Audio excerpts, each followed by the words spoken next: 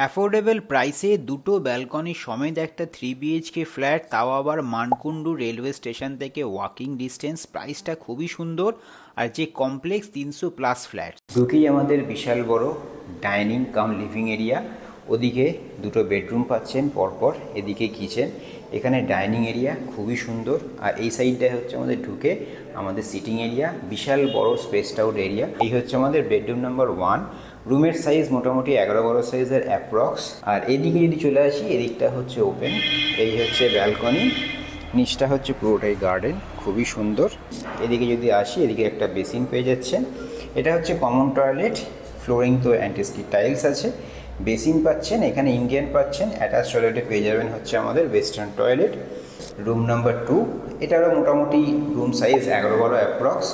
এদিক থেকেও একটা 6 ফুটের উইন্ডো, ব্লকে যাওয়ার কোনো চান্সেস নেই। নিচটা হচ্ছে পুরোটাই গার্ডেন, এইখানে একটা ওয়াশিং মেশিনের প্রভিশন দেওয়া হয়। থার্ড রুম আমি দেখাবো, ওপরে একটা লফট পেয়ে যাবেন।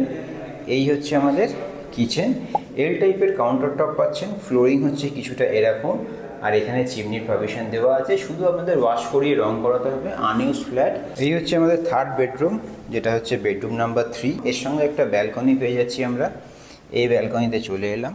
Price only 30 lakhs, negotiable after visit. বাকি সব ডিটেলস ক্যাপশন আর ডেসক্রিপশন বক্সে দেওয়া রইল।